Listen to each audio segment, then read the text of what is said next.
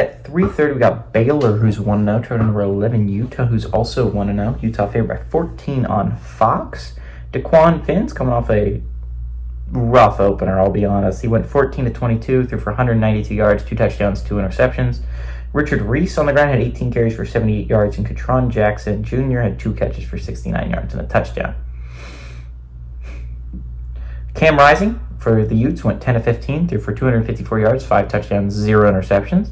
Dijon Stanley had 6 carries for 34 yards. He also just teamed through the air with 3 catches for 150 yards and 2 touchdowns. Utah is 1-0 against Baylor all time. They played last year. I don't know if you remember this game, but it was a heartbreaker for Baylor.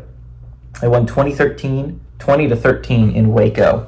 And if you do not remember, this was the most heartbreaking.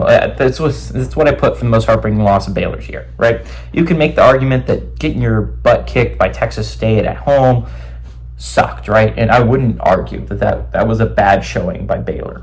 But you had a chance to be, I think, a top 10, top 15 team at that point in the year at home.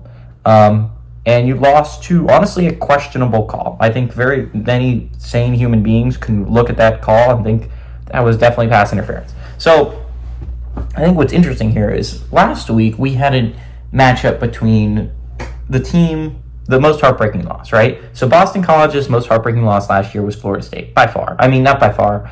Northern Illinois games sucked. There was a decent amount of games that sucked for Boston College, right?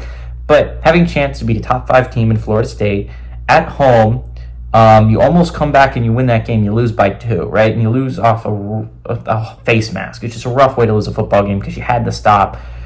And you know what Boston College did to respond is they went and they kicked Florida State's ass up and down a football field.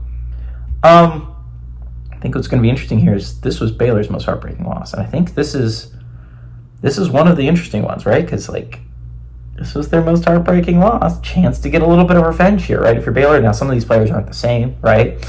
Daquan Finn wasn't even on Baylor last year, but I think Daquan Finn's a solid quarterback. I have a lot of high opinions on Daquan Finn. I think Baylor's a solid, underrated team in the Big 12. Do I think this is a team that can compete for a Big 12 title? Absolutely not. Do I think this is a team that can push Utah to its limits? Absolutely. They did it last year with, I think, a less talented team. Now, if you're Utah had a less talented team, they didn't have Cam Rising, who was a beast at quarterback. This could honestly go very wrong. But I like Utah to win, but I think Baylor keeps this game close, and I think this turns into one of the better games of the 3:30 window.